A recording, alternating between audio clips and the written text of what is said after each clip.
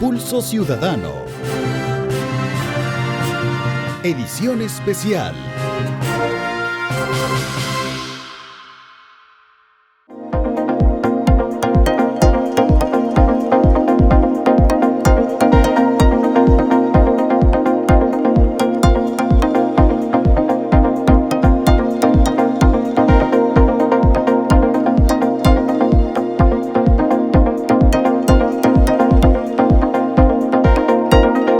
Buenas noches, gracias por estar en un programa más de Pulso Ciudadano.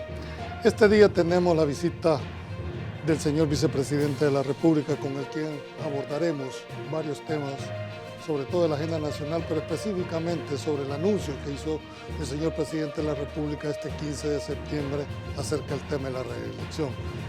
Nos acompaña esta noche nuestro buen amigo también, el señor vicepresidente de la República, don Félix Ulloa. Doctor, buenas noches. ¿Qué tal, Julio? Buenas noches a tu audiencia. Es un gusto siempre conversar contigo, especialmente pues un tema de tanta importancia nacional, trascendental, y que, como lo hemos dicho en otras ocasiones, amerita empezar a hacer un proceso de divulgación y de educación a la ciudadanía para que entienda una complejidad de un tema constitucional que ha motivado diversas opiniones, algunas con transparencia, otras tratando de cubrir una realidad, pero que justamente programas como el tuyo nos ayudan a ir poniendo en claro la situación. El día 15 de septiembre, mediante su discurso dirigido a la nación, el presidente anuncia su intención de inscribirse como candidato. Eso lo que despierta, dijéramos, opiniones encontradas de uno y otro. Y quiero entrar puntualmente, vicepresidente, a cuál ha sido el fundamento que tuvo esta habilitación.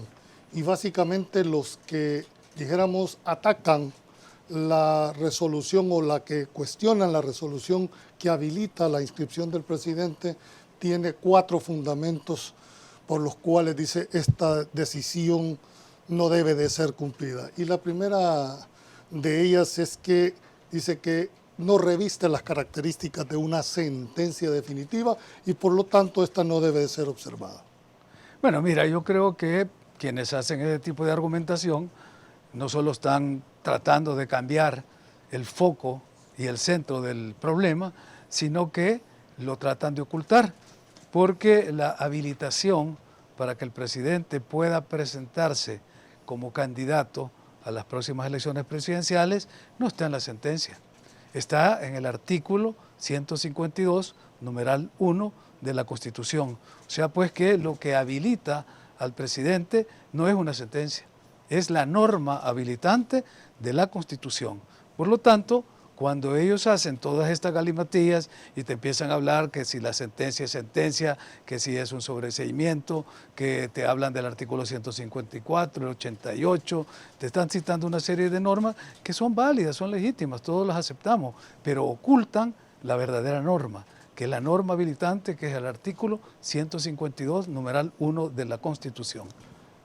El segundo argumento del cual hacen muchos de los que atacan el tema es que ha habido una plus petitio, es decir, para que los televidentes entiendan, se resolvió más de lo pedido, es decir, estábamos frente a una decisión interpuesta por el doctor Anaya, en el sentido de que le querían quitar la ciudadanía a una persona por estar promoviendo, y ese era el fondo de lo discutido. Sin embargo, dicen, hay una plus petitio porque eso no era parte de la principal. Bueno, tú como abogado sabes que los jueces, cuando admiten una demanda, tienen que calificarla. La demanda que presentó este señor sobre esta ciudadana y que fue admitida por la Sala de lo Constitucional, que fue destituida por administrar justicia selectiva, admitió esa demanda, no obstante que no habían evidencias suficientes, porque lo que presentó fueron unas capturas de pantalla. Sí, de hecho sobreseen en la misma. Por eso, entonces lo que hace el tribunal es que para resolverle a este señor, entran a conocer la demanda que había sido emitida por la sala anterior, y al entrar a conocerla se van enterando de que no había ni delito ni mucho menos sustento en lo que él denunciaba, porque la norma, y ellos vinieron a corregir lo que había hecho la sala del 2009, de enredar confundir a la población malinterpretando el artículo 152 en su numeral primero, porque esa sala dijo que para que la presidencia o el candidato que se va a inscribir y que ejerce la presidencia pudiera hacerlo, había que esperar 10 años. Y esta sala vino a demostrar que no es cierto. Es decir, que la persona que ejerce la presidencia, tal como lo dice actualmente el artículo 152, solo tiene que cumplir dos condiciones, porque hay dos prohibiciones. Una, que haya ejercido la presidencia por 6 meses o más en el periodo inmediato anterior, cosa que no le aplica al presidente Bukele, porque el periodo inmediato anterior es el de Sánchez Serén. Y segundo, que tiene que no haber ejercido la presidencia 6 meses antes de que inicie el periodo inmediato posterior, o sea, el que va a empezar el 1 de junio del 2024. Si el presidente no ejerce la presidencia en ese periodo, está totalmente habilitado para poder presentarse como candidato. Y cuando no existiera una sentencia de tu óptica, estaba habilitado simplemente por la norma. Es que lo que no ha entendido ni estos abogados que la quieren ocultar, ninguno de ellos te menciona el 152, porque todos saben que la sala del 2009, de manera perversa y con toda mala intención, para afectar, no a Nayib, porque Nayib en esa época no era un sujeto político importante, para afectar a Mauricio Funes, dijeron que había que esperar 10 años para presentarse. Ahora da vergüenza ver que se sacaron de la manga esa interpretación y se callan, y entonces empiezan a hablar de otras cosas, que el periodo que no puede pasarse más de un día de los 5 años, que el derecho a insurrección, que la alternabilidad, y te empiezan a hacer toda una cortina de humo, pero evitan discutir el tema. Este es el fondo del problema. Lo que habilita al presidente para presentarse como candidato no es la sentencia, es el artículo 152, numeral 1 de la Constitución. Uno de los argumentos también que esgrime, dijéramos, los que no comparten esta decisión, es el hecho, dijéramos, de que esta sentencia ha sido emitida por una sala que desde el punto de vista de ellos carece de una legitimidad de origen. ¿Compartes tú de que esta sala no tiene la capacidad legal para haber hecho? Bueno, mira, si vamos a discutir esas legitimidades de origen, pues aquí hay mucha tela que cortar. Primero, la sala que fue electa en el 2009 carecería exactamente de la misma legitimidad de origen, porque recordemos que 2 de los magistrados que integraron esa sala, Rodolfo González y Belarmino Jaime, no estaban en ninguna lista, ni del Consejo Nacional de la Judicatura, ni de la que sale de las elecciones de los abogados, y sin embargo fueron impuestos. Y fueron impuestos por el pacto entre Arena y el FMLN, que llegaron a un acuerdo con el presidente Funes de por medio para instalar esa sala. O sea, ya ahí podríamos decir que esa sala tenía la misma ilegitimidad de origen. Sin embargo, todos aceptamos las sentencias que ellos dieron y que, por cierto, entraron con sentencias muy buenas, que como yo dije en más de una ocasión, entraron por la puerta ancha de la historia y salieron por la puerta trasera porque terminaron tergiversando la justicia constitucional. Empezaron a emitir una serie de fallos de manera selectiva y personalizada.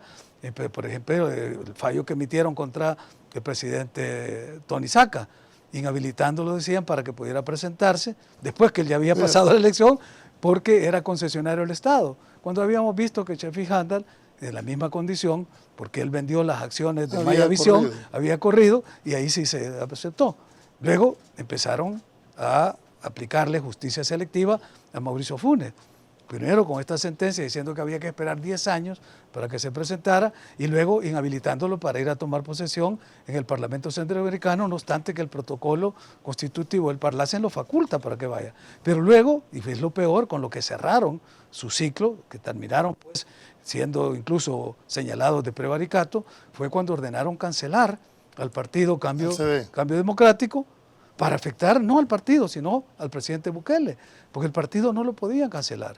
Y tenía un diputado. Porque el artículo 47 de la Ley de Partidos Políticos dice que bajo ninguna circunstancia un partido que tiene un diputado en la Asamblea Legislativa puede ser cancelado. Pero peor aún, violaron el artículo 77 de la Ley de Procedimientos Constitucionales, que les daba 15 días, extendible a 10 días más, para conocer de un caso que se les presentó en el 2015 y lo vinieron a resolver en el 2018. O sea, pues que ya frente a eso tú vas viendo qué tipo de sala fue la que empezó y la que terminó del 2009 al 2018. Así que venir ahora a hablar de legitimidad de origen, de legitimidad de la entidad, creo que habría que tener un poco de cuidado porque, como dicen, el que escupe para arriba, en la cara le cae. Finalmente, para terminar, dijéramos el abordaje de la decisión vicepresidente.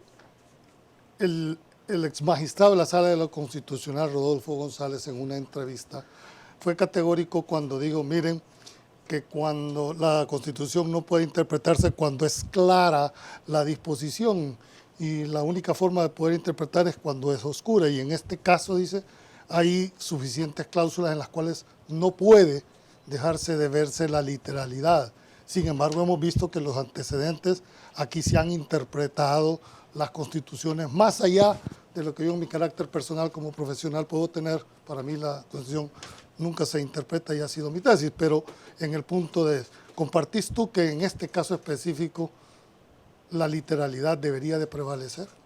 Yo creo que sí, y por eso estoy diciendo, señor González, mire la literalidad del artículo 152, numeral 1, porque cuando usted habla de literalidad, me habla del artículo 154, del 88, del 248, se va por las ramas, pero no se refiere al 152, numeral 1, porque ahí fue donde ellos, y este señor González, porque él firmó esa sentencia, que es la 163 del 2013, donde hicieron una serie de interpretaciones antojadizas para decir que había que esperar 10 años para que una persona que ejerció la presidencia volviera a presentarse de nuevo. O sea, ¿qué violentaron ellos? El artículo 152, que es clarísimo, como lo hemos leído en la Constitución, que dice que se prohíbe no podrá ser candidato a la presidencia de la República, el que haya ejercido la presidencia por 6 meses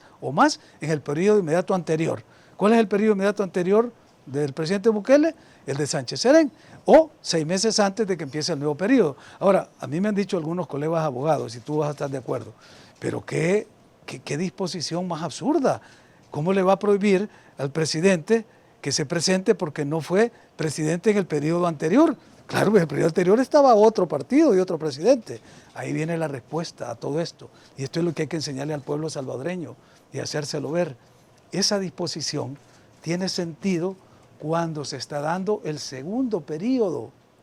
O sea que cuando Nayib Bukele, si es electo en el 2024 y quisiera presentarse en el 2029, no pudiera porque el periodo anterior, que es se lo prohíbe. Entonces, ¿qué es lo que nos está diciendo la norma, el 152 numeral 1?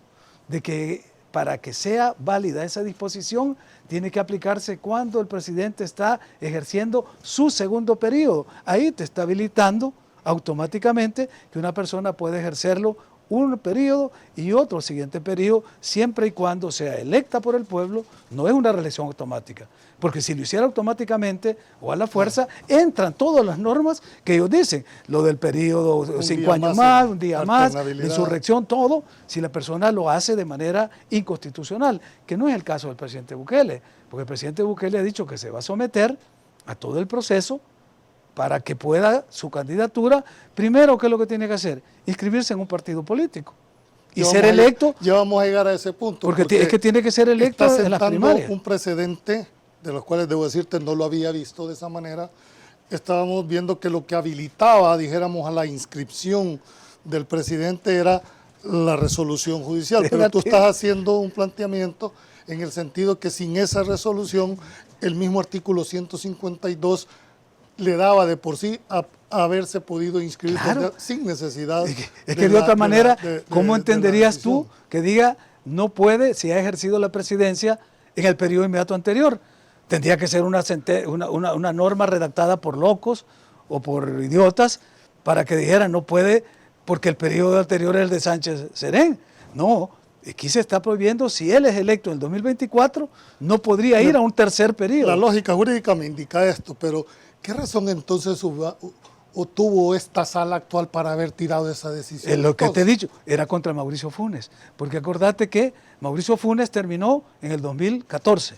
Entonces, el 2014 al 2019 hubo una nueva elección en la que participaba el presidente Saca y el ex vicepresidente de esa época, Sánchez Serén. Entonces, al terminar ese periodo, pasaban los 5 años y Funes podía haberse presentado según la lógica que había de los constituyentes, que había que esperar 5 años. Entonces, estos señores electos del 2009, como ya lo vimos, de manera inconstitucional, por el acuerdo entre el FMLN y Arena, estos señores dijeron, no, a Funes no le vamos a dejar que se presente en el 2019. Entonces le pusieron 10 años. Ahí es donde está ese estiramiento. Justicia selectiva. Es justicia selectiva, justicia tendenciosa y lo que yo llamo justicia facciosa. Bien. Es aplicar la justicia de manera facciosa. Tengo que ir a un corte comercial. Cuando regresemos en la segunda parte vamos a abordar el tema del rol del Tribunal Supremo Electoral, cómo va a jugarlo. No nos cambie, ya volvemos.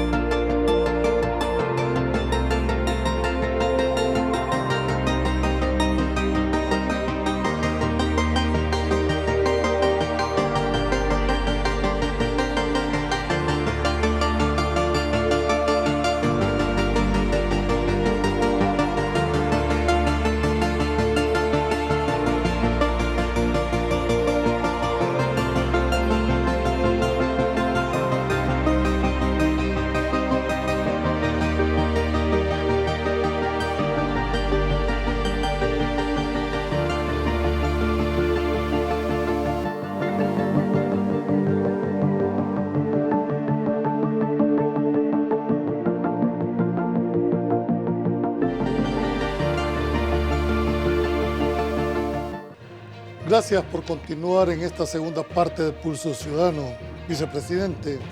Independientemente si es, dijéramos, la sentencia que habilita la inscripción al actual presidente o la interpretación que usted hace, dijéramos de manera literal del 152 literal 1, dijéramos, dejamos a un lado la legalidad de la habilitación de la inscripción, que es al final de cuentas lo que pareciera ser.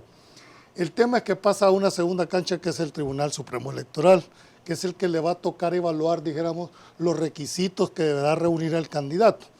El primero de ellos es el hecho de que deberá estar inscrito en un partido político. Es decir, que el actual presidente solo podría correr con el partido Gana. ¿Es así? Pues no necesariamente, porque aunque el presidente se inscribió en el partido Gana, para poder correr, ya que le habían cancelado a Cambio Democrático por instrucciones de la Sala de lo Constitucional, la sentencia que dio la Sala sobre el transfugismo, que fue normada por la Asamblea Legislativa y regulada en el Código Electoral, en el artículo 226-A, dice que esta disposición funciona y aplica solo para los funcionarios electos para la Asamblea Legislativa y los consejos municipales. O sea, pues que no afecta la candidatura presidencial.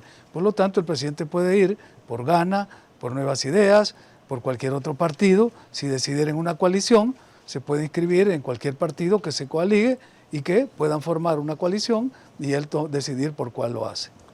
Uno de los segundos requisitos que va a evaluar el Tribunal Supremo Electoral es que no haya ejercido los 6 meses previos a la elección. Eso implica de manera continua o los 6 meses, dijéramos, alternados, pero en este caso es de manera continua. ¿Este es un permiso, vicepresidente? ¿Es una solicitud que hace a la Asamblea Legislativa o es una exoneración del cargo? Bueno, mira, el artículo, la disposición al 152, en el numeral 1 dice que no haya estado en el ejercicio del cargo, o sea, no está diciendo que tiene que renunciar, que ir a exonerarse, que pedir permiso. Cualquiera de las formas, lo que tiene que hacer él es asegurarse que en los 6 meses antes del 1 de junio del 2024, él no debe estar ejerciendo la presidencia. ¿Es antes del 1 de junio o antes de la celebración de las elecciones, que en este caso sería febrero? No, leamos el artículo. El artículo dice 6 meses antes del inicio del periodo presidencial. O sea que es 1 de junio. No es 6 meses antes de las elecciones. 6 meses antes del ejercicio del próximo periodo presidencial. El control constitucional de nuestro país, o dijéramos las normas, tiene, dijéramos, dos controles, vicepresidente. Uno es el concentrado, que es el que se le da a la Sala de lo Constitucional con todas las competencias que sabemos, pero el otro es el control difuso que tienen los jueces al momento de aplicar. ¿Puede el Tribunal Supremo Electoral, en este caso, aplicar el control difuso y desconocer la resolución judicial en este caso? Partiendo de la teoría del control difuso, todos los jueces tienen esa facultad. Lo único que pasa, y que hay que tenerlo en cuenta, porque lo debe saber tanto el Tribunal Supremo Electoral como cualquier juez o aplicador de la jurisdicción, o sea, un funcionario que tiene cargos jurisdiccionales y aplica la justicia, tiene que saber que cuando va a aplicar el control difuso, su sentencia no queda firme porque la aplica. Tiene que ir en consulta a la Sala de lo Constitucional, y la Sala de lo Constitucional tiene 15 días para resolver, y si necesitara más tiempo, se le habilitan 10 días más. Eso es lo que sucedió con Cambio Democrático en el 2015, cuando el Tribunal Supremo Electoral decidió no cancelar a Cambio Democrático y mandó en consulta a la sala esa sentencia, y la sala tenía 15 días y máximo 25 días para resolver, y sin embargo se tardó 3 años para hacerlo. 3 años. Eso es totalmente una violación a la Ley de Procedimientos Constitucionales. Sí, porque solo tiene 15 días. Solo tiene 15 días, máximo 10. Entonces, después de eso ya se da la sentencia por firme de la que emitió el juez que la sometió a consulta. O sea, que ya estaba firme la validez de la inscripción de Cambio Democrático, porque la sala en los 25 días máximo no dijo que esa sentencia debía revocarse, entonces la dio por válida. Sin embargo, ellos, en eso que llamamos un acto de prevaricato, retomaron ese caso 3 años más tarde para ordenar que se cancelara. Entonces, en ese sentido, el tribunal debe estar claro de que puede hacerlo, pero va esto sometido a consulta de la Sala de lo Constitucional, por una parte. Y por otra, las sentencias de los tribunales se cumplen. O sea, eso es el principio. Lo que tú estás planteando es una excepción a la norma. La norma es las sentencias de los juzgados, de los jueces, se cumplen y se acatan. El no hacerlo es un desacato judicial. Un juez puede decir, bueno, si yo no lo acato porque creo que la Constitución es violada en esto y la razona, pero eso no queda firme, tiene que ir.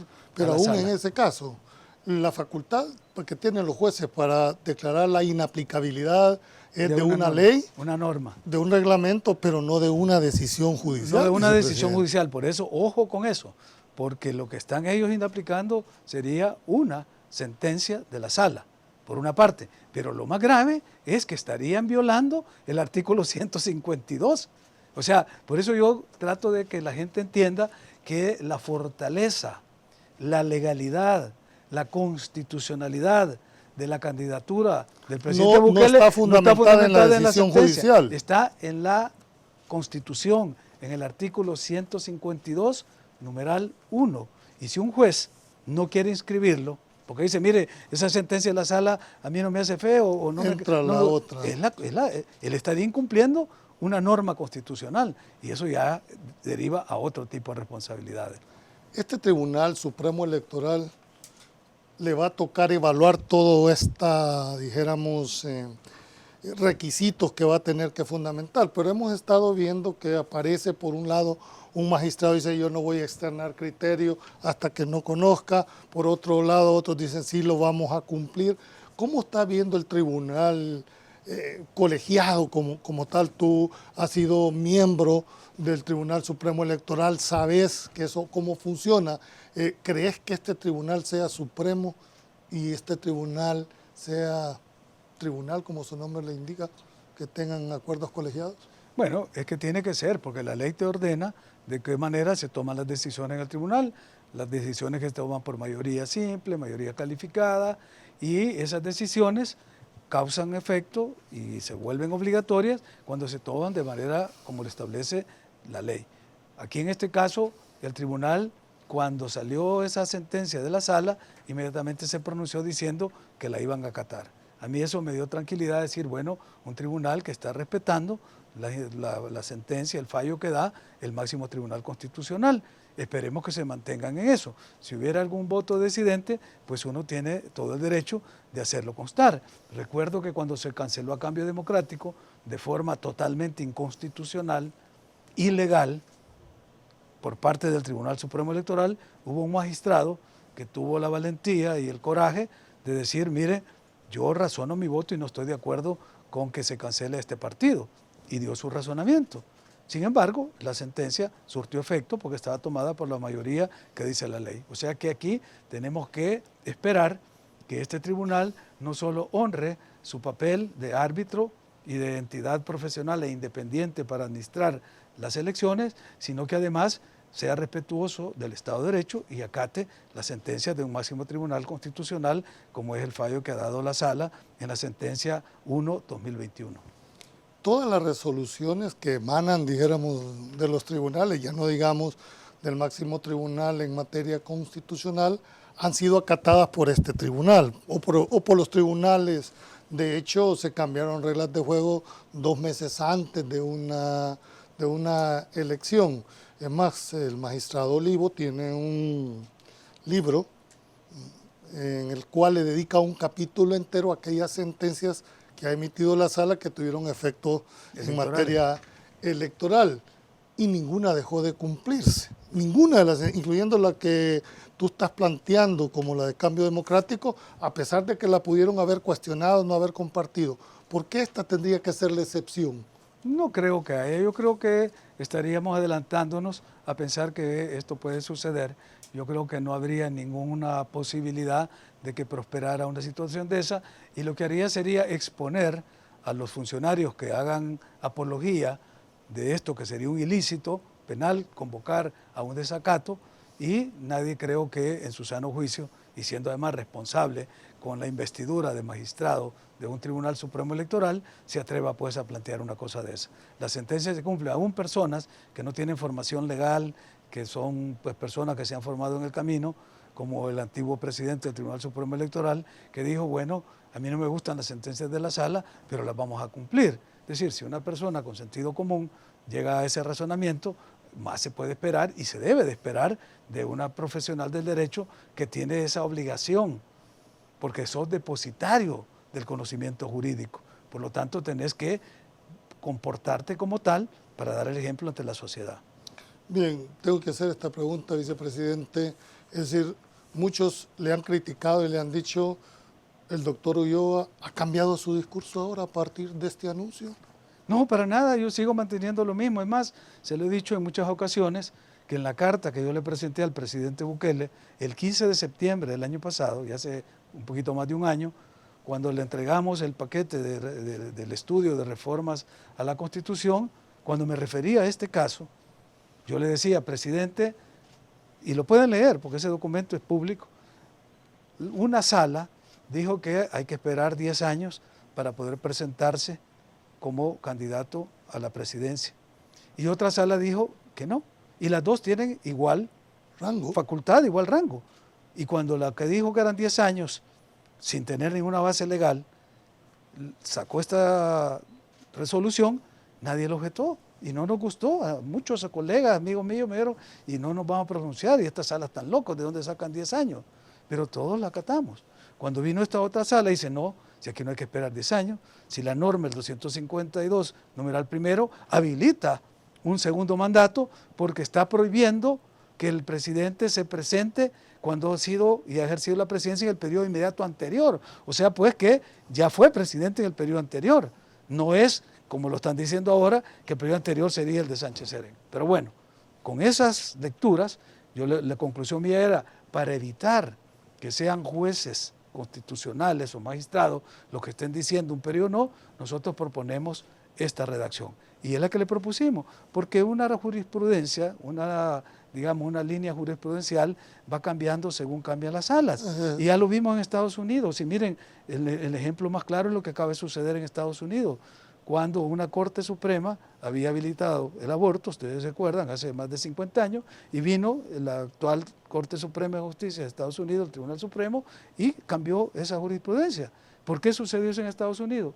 Porque el Congreso no fue capaz de regularlo como una norma, como una ley federal. Entonces queda a criterio de los jueces. Por eso nuestra opinión sigue siendo la misma que está planteada en ese documento. No hay ninguna acción en el sentido de decir la vocación democrática de Félix ya cambió porque ahora las circunstancias se mantiene siempre ese espíritu por lo que te ha caracterizado. De toda la vida, es decir, no voy a cambiar. Ha sido un luchador social. Toda la vida, y hemos luchado por la democracia. Es más, tanto luchamos por la democracia y reconocemos el derecho de las minorías, no solo a expresarse, sino a que se les respete sus decisiones, que aquí estamos discutiendo con una minoría que no representa absolutamente ninguna posibilidad de cambiar la voluntad mayoritaria del pueblo soberano, y sin embargo se expresan. Aquí se habla de que hay una dictadura, que la libertad de expresión está en riesgo, y todos los días en todos los medios de la oposición están saliendo las críticas al gobierno, están incluso llegando a mentiras, a difamaciones, que deberían ser objeto ya incluso de deducir responsabilidades. Sin embargo, no se hace porque la tolerancia es parte de la democracia. Y aunque sea una minoría, hay que escucharla. Lo que hace la diferencia en una democracia es que se respeta a la minoría, pero las decisiones las toma la mayoría. Y eso es lo que estamos aquí reclamando como el pueblo soberano. El pueblo se ha expresado y no se le puede limitar al pueblo a que se manifieste en las urnas. Ese derecho soberano que se da cuando hay convocatoria de elecciones. ¿Por qué querer limitarle a que el presidente Bukele se presente? Sobre todo escondiendo el 152, porque te hablan de todo menos el 152, y no dicen que el 152 en su redacción actual está hablando del segundo periodo, cuando dice que no se podrá presentar como candidato el que ejerció la presidencia en el periodo anterior, o sea que ya fue presidente en un periodo, está ejerciendo la presidencia en el segundo periodo, pero no puede presentarse para un tercero. Eso es lo que mucha gente no ha podido leer. ¿Y por qué no lo hemos leído? Porque nos han tenido engañado con esta cortina de humo que han estado haciendo estos constitucionalistas, entre comillas, que han hecho estas galimatías para enredar y confundir al pueblo. No, señores, no nos equivoquemos. El artículo 152, cuando dice que no podrá ser candidato a la presidencia de la República quien haya ejercido la presidencia por 6 meses consecutivos o no en el periodo anterior, está hablando del segundo periodo que este presidente lo está ejerciendo. Si no, no tendría lógica, porque sería una norma que está regulando un hecho imposible.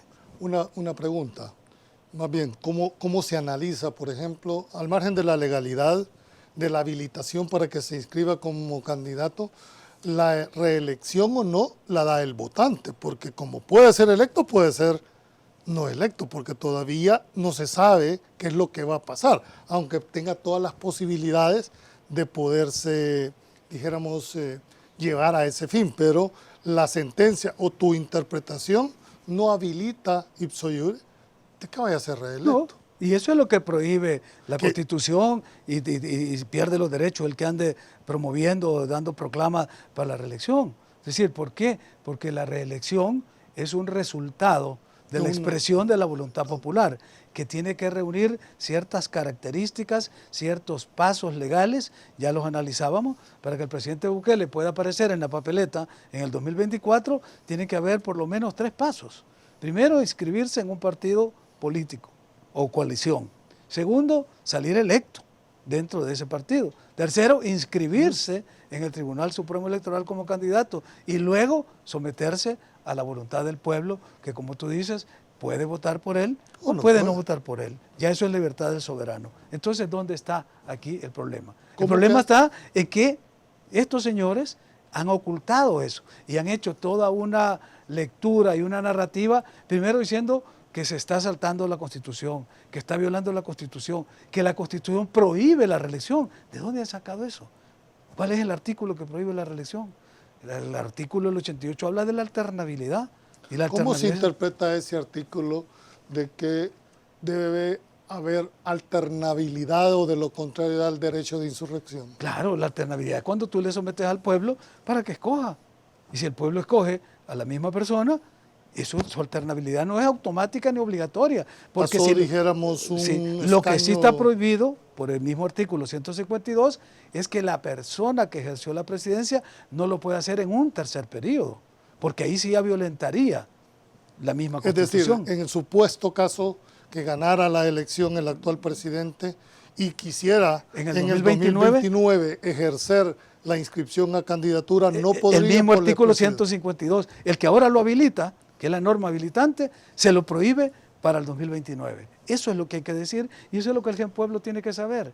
El presidente puede presentarse constitucionalmente si llena todos los pasos que dice la ley electoral el 2024. Y si es electo, si el pueblo vota por él y lo elige, puede ejercer el mandato hasta el 2029. Lo que no puede es el 2029 volver a presentarse, porque esa norma que lo habilitó ahora se lo impide, porque dice no podrá si ha sido presidente en el periodo anterior. Pero ahora, pensar de que esa norma se aplica en este momento, es como decir, no fue presidente del periodo anterior, pues ¿cómo iba a ser si estaba Sánchez Serén de presidente? Entonces, cuando hacen ese argumento, simplemente están jugando con la inteligencia del pueblo y con la buena fe del pueblo. Y no se vale. Al pueblo hay que decirle la verdad. Y eso es lo que estamos haciendo ahora. Y vamos a hacer esta campaña. Y esperemos que vamos a ir difundiendo esta norma que la han mantenido oculta, la han mantenido escondida. Y cuando la tocaron, la trastocaron, la manipularon, la manosearon y dijeron que había que esperar 10 años. Ahora eso se revierte y la verdad está saliendo a luz. Ya para cerrar esta última parte, vicepresidente, la literalidad, tal y como lo hemos visto, ha sido, como dijéramos, la última forma de poder hacer las cosas desde la sala, pero cuando recurren a la interpretación, y aquí no estoy hablando de una sala en específica, todas las salas de lo constitucional han interpretado aquella norma que a criterio de ellos pueda ser oscura o no, pero igual sucedió con la sala anterior, cuando interpretaron, uno creo que fue la del 2009 al 2019, cuando interpretaron el artículo 85 de la Constitución, cuando habilitaron que las candidaturas no partidarias, pero eso no era lo que decía la Constitución, vicepresidente. En el sentido literal, porque en eso yo creo que tú has mantenido tu posición firme de la literalidad de las normas. Yo no, yo mantengo que la normativa, sobre todo la constitucional, tiene varios métodos de interpretación. El método histórico, para saber cómo se dio una norma en un momento, que es lo que yo estudié justamente cuando presenté una reforma a ese artículo 85, porque el momento histórico en que se redactó el artículo 85 era cuando estábamos en los peores años de la guerra, y ahí se le privilegió la figura del partido político y era el único que se le daba la titularidad para el ejercicio de la representación del pueblo. Pero cuando yo presenté eso en el 2009, ya la sociedad había evolucionado, estábamos en paz. Y la otra es el carácter teleológico de las normas. Entonces ahí diferimos contigo, porque tú eres vamos a exegético. a este segundo parte ya en la final, porque me interesa esa última parte. No nos cambie, ya volvemos.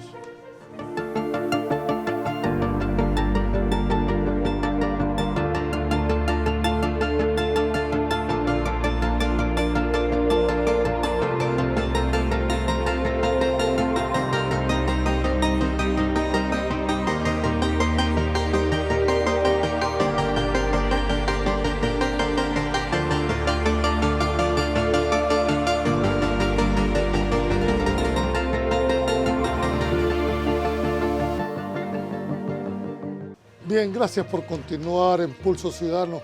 En esta última parte vamos a tratar de cerrar, dijéramos, las visiones que ha tenido el vicepresidente y vamos a terminar el programa con la divulgación del anteproyecto de Constitución. Pero quiero cerrar, vicepresidente, esta última parte porque yo entiendo muy claramente los métodos de interpretación que pueda tener la Constitución. Pero bajo el concepto de la interpretación, aquí se han dicho cosas o que no dice la Constitución o que la extiran, pero no se pusieron a pensar que se iban sentando, dijéramos, principios o antecedentes que después, al cambiar la línea jurisprudencial, pues iba a cambiar todo. Yo me reniego y lo digo porque cuando se dio la reforma, porque es una verdadera reforma esa sentencia, cuando se interpretó que se podían permitir las candidaturas no partidarias, ¿verdad? Que no estoy en contra del contenido, sino de la forma, porque eso no es lo que dice la Constitución. Sin embargo, yo sé que tú tenés otra interpretación, a la teleológica, a la extensiva, pero ¿cómo en ese artículo en particular puedes explicar Sí, que la sala. es difícil, es complejo, pero además es histórico. Por eso yo insisto, cuando esa norma se dio, fue en 1982, que estábamos en los peores años de la guerra. Y yo me fui a leer el informe único de la comisión redactora del proyecto de Constitución, y ahí explican ellos por qué pusieron a los partidos como único medio de representación del pueblo en el gobierno, y por qué al presidente de la República le obligaron a que para poder representarse debía estar afiliado a un partido político, el 151. Y el momento histórico lo explica, pero estamos en otro momento. Por eso es que las normas, si uno las va viendo en el sentido histórico y teleológico de que es el fin que persiguen, que son fin siempre del bien común y fin del supremo, entonces las tiene que ir adaptando. ¿Sabes cómo resuelvo yo ese conflicto? ¿O cómo lo resolvemos en nuestro proyecto de reforma constitucional? Como así, tal cual está el artículo, una persona como tú, con toda propiedad, podría decir, esa sentencia violó una cláusula pétrea, porque no se podían autorizar candidaturas no partidarias, solo los partidos. Y lo dices con fuerza y propiedad, y está en la norma, ¿verdad?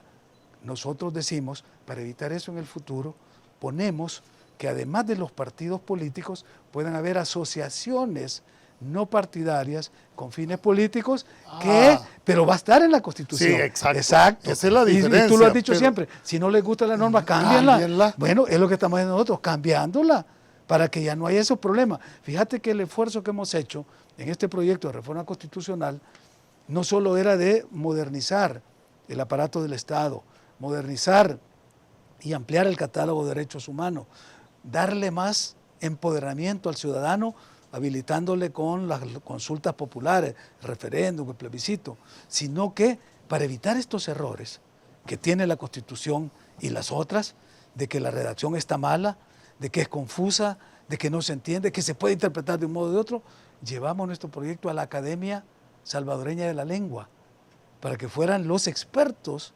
lingüistas los que redactaran de manera que los verbos estén conjugados en el tiempo correcto, que la puntuación esté adecuada y no hay, porque una coma te puede cambiar el sentido de una norma. Entonces nuestra responsabilidad en ese trabajo llegó hasta ese punto, y quiero agradecer públicamente a la Academia Salvadoreña de la Lengua porque tomó esa tarea y recibió el documento, le hizo su revisión de estilo y lo devolvió.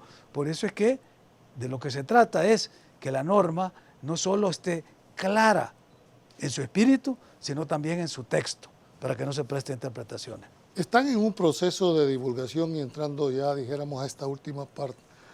La academia, yo tuve la oportunidad de platicar con el presidente, más bien el decano de una universidad, en el cual me dijo que están en un proceso de divulgación en la academia donde tú estás. ¿Cómo está en este momento ese proceso de divulgación? Porque creo que es lo más importante que la ciudadanía pueda entender cuáles van a ser aquellos cambios sustanciales, y ojalá esa literalidad de la cual tú y yo estamos hablando en este momento quede de una vez por todas, y que ya dejemos de que hoy me levanté con la luna, hoy la voy a interpretar de esta manera. A mi amigo le interpreto la ley, pero a mi adversario se la aplico. Eso no puede seguir pasando en este país, Félix. Correcto, Julio, correcto. Fíjate que nosotros, justamente para evitar que fuese a tener el señalamiento de que tiene un sesgo partidario, que aquí algún partido ha metido la mano, decidimos que fuera la academia la que hiciera el proceso de divulgación, y afortunadamente contamos con la alianza con dos grandes gremiales universitarias, el CONARES, que es el Consejo Nacional de Rectores, y AUPRIDES, que es la Asociación de Universidades Privadas. Ahí hay un conjunto de instituciones de educación superior que están conduciendo los conversatorios. De hecho, mañana hay un conversatorio a las 10 de la mañana, se están haciendo presenciales en las universidades, se están haciendo de forma virtual para que la gente se conecte. La última que tuvimos con la UCAD hubieron más de 1000 personas conectadas, estudiantes, maestros, personas de la sociedad, de los gremios, que están participando. ¿Por qué? Porque no se trata de que 4 o 5 abogados iluminados redacten una constitución y la lleven a la Asamblea Legislativa, sino que sea el pueblo llano el que participe, que discuta. Fíjate que la virtud que tiene este proyecto es que no solo los salvadoreños que vivimos acá han mandado propuestas o han participado en las mesas que se organizaron, sino que salvadoreños residentes en 25 países alrededor del mundo nos mandaron sus propuestas. Ahí están todas recogidas. y a todas se les dio tratamiento. Unas hablaban de derechos, estaban en la mesa 1, otros hablaban de la participación política, están en la mesa 2, otros hablaban de cómo querían que las instituciones del Estado funcionaran, están en la mesa 3, y otra, la mesa 4, que se trata sobre esto, los plazos, los procedimientos, porque aquí estamos viendo un ejemplo concreto. ¿Qué es lo que se está discutiendo? Que Nayib Bukele sea presidente y se reelija, o lo que se está discutiendo es que tiene derecho a inscribirse como candidato para que sea. En el fondo no se está discutiendo ninguna de las dos cosas. Lo que hizo la sala del 2009 fue tergiversar los plazos y decir que eran 10 años que había que esperar. ¿De dónde sacó eso? El método de la interpretación. De la interpretación, que es lo que tú decís. Y tú has insistido mucho en eso, y yo te respeto eso porque has sido coherente y consistente con mantenerte en eso.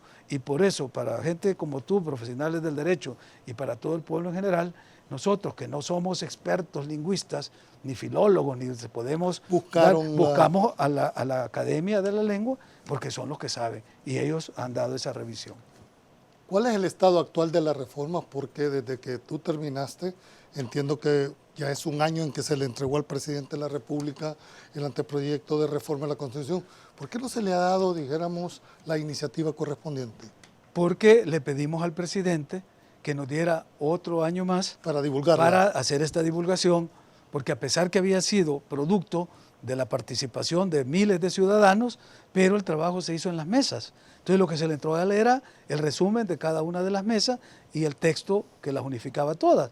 Pero era el trabajo, digamos, de un universo bastante amplio, pero era un universo cerrado. Lo que hemos hecho ahora es abrirlo de la manera más amplia posible. Y por eso, hoy en el mes de octubre, a un año después de que se le entregó a él de septiembre del año pasado, se cierra este proceso de consulta, se elabora el adendum para el presidente, y entonces ya el presidente va a decidir si lo lleva a la Asamblea Legislativa para que 10 diputados le den iniciativa de ley, o si lo lleva para que toda la Asamblea le dé iniciativa. Es decir, ya será el presidente el que tomará la decisión de darle el curso correspondiente, porque acordate que el presidente no tiene iniciativa para la reforma de la Constitución, sino que es un mínimo de 10 diputados, y a partir de ahí empieza el proceso, pero eso ya quedará en manos del presidente. La coyuntura, si asumimos lo que estás planteando de que un año de divulgación, que yo considero que hasta muy poco es para lograr, dijéramos,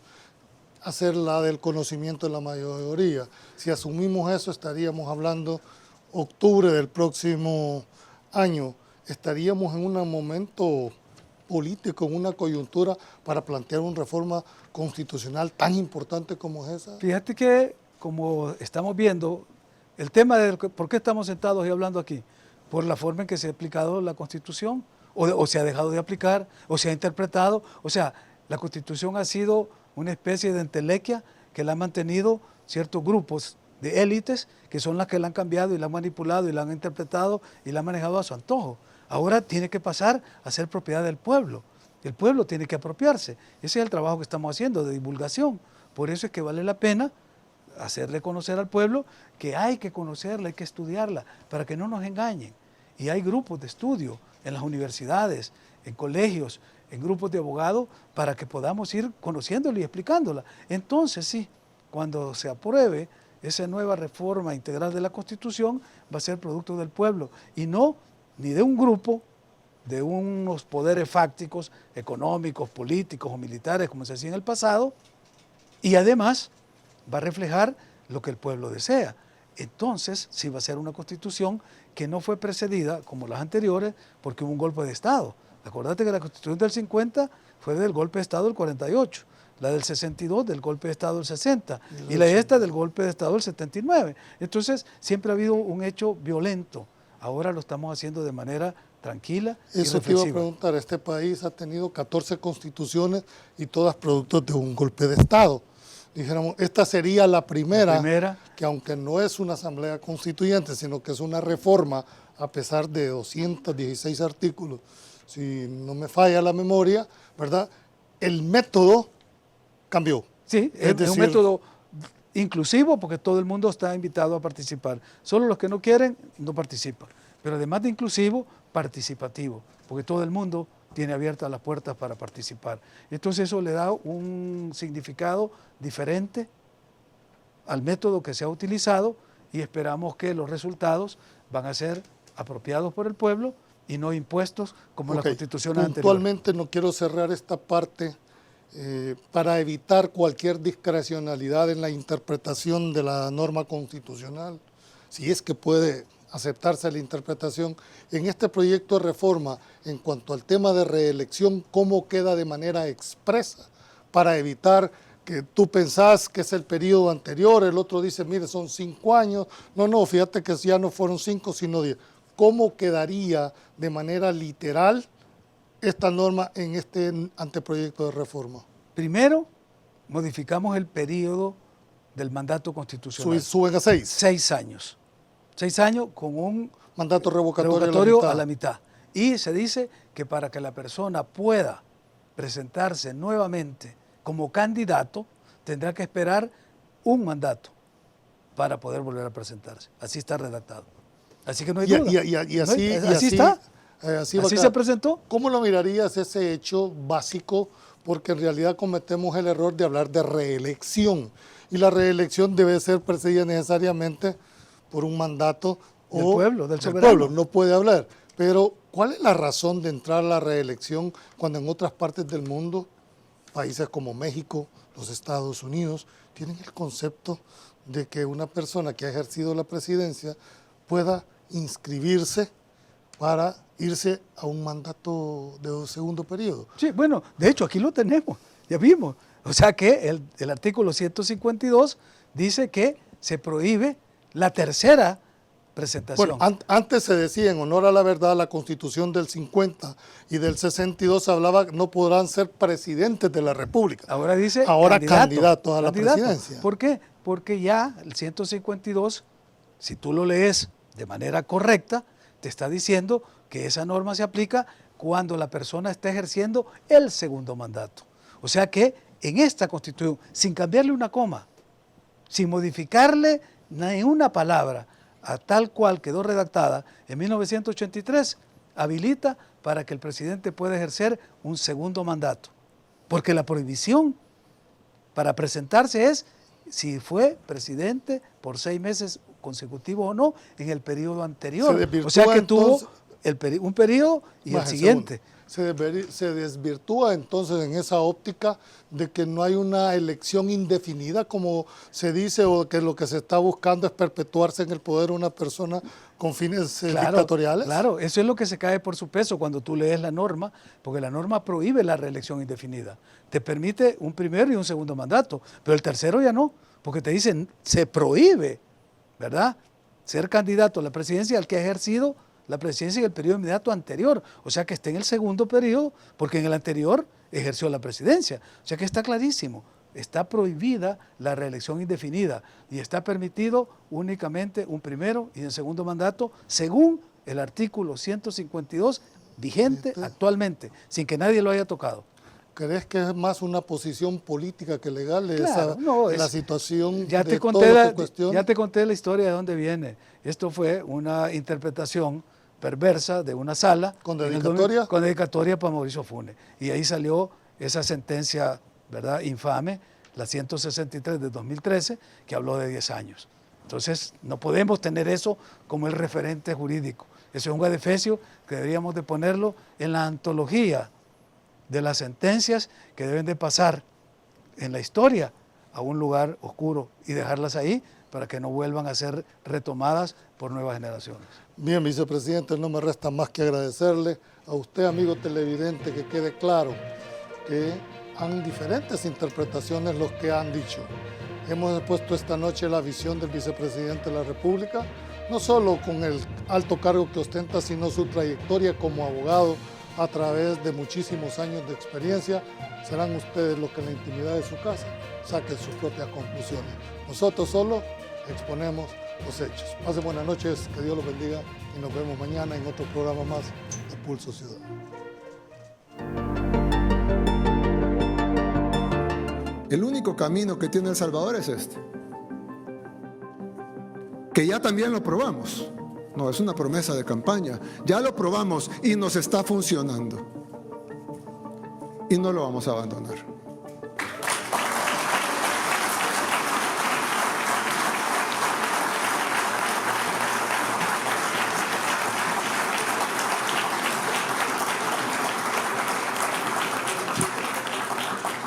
No lo vamos a abandonar por más protestas que vengan desde el exterior.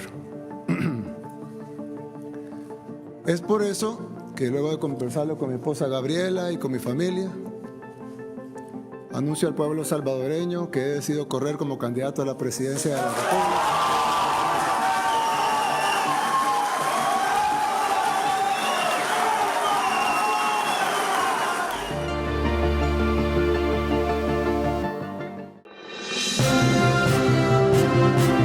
Pulso Ciudadano.